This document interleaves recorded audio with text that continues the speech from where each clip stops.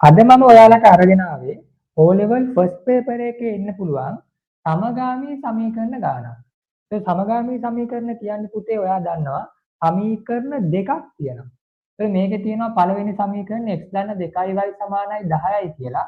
දෙවෙනි සමීකරණේ තියෙනවා 2x ධන y සමානයි 20යි කියලා. ඒ සාමාන්‍ය සමගාමී සමීකරණ රචනා ප්‍රශ්න කරන විදිහට නෙමෙයි මේ කෙටි ප්‍රශ්න කරන්නේ. මේකේ ඔයාට කියලා තියෙන්නේ විසඳීමෙන් තොරව x ධන y ගේ අගය සොයන්න කියලා. එතකොට x එකයි y එකයි වෙන වෙනම හොයන්න නෙමෙයි කියන්නේ x ධන y ගේ එකතුව සොයන්න කියලා. ඒත් මේ වගේ කෙටි ප්‍රශ්නයක් දුන්නාට පස්සේ රචනා ප්‍රශ්න කරන ක්‍රමයට නෙමෙයි අපි ගාන කරන්නේ. එතකොට ඔයාලට ලේසි ක්‍රමයක් තියෙනවා. මේ සමගාමී සමීකරණ දෙක සමාන කරන්නේ නැතුව x හරි y හරි ඔයාට තියෙන්නේ මේ තියෙන විදිහටම සමීකරණ දෙක එකතු කරන්න. එකතු කරලා උත්තරේ එනවා නම් එකතු කරලා ගන්න. එහෙම නැත්නම් සමීකරණ දෙක අඩු කරලා ඔයාට අවශ්‍ය උත්තරය ගන්න පුළුවන්. මුලින් එකතු කරලා බලන්න. එතකොට ඔයාලා ලියන්න පුළුවන් පළවෙනි සමීකරණය එකතු කිරීම දෙවෙනි සමීකරණය. එතකොට මේ පැත්ත ඔයා වෙනම එකතු කරන්න. එහා පැත්ත වෙනම එකතු කරන්න. එහෙනම් පළවෙනි සමීකරණය ලියන්න x ධන 2y.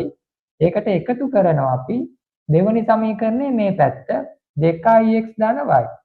ඉලක්කම් දෙක අපි එකතු කරන්නේ අනිත් පැත්තේ 10 එකතු කරනවා 20.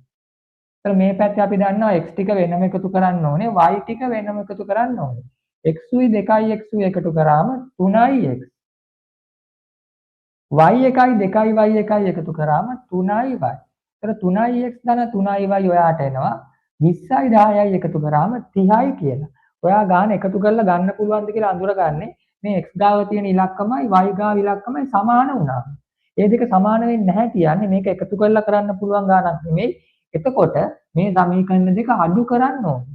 හැබැයි මේ ගාන නම් ප්‍රශ්නයක් නැහැ. x එකේ y එකේ ඉලක්කම සමාන වෙලා තියෙනවා. දැන් 3x ධන 3y තමයි 30 වෙලා තියෙන්නේ. ඔයාට හොයන්න තියෙන්නේ x ධන y.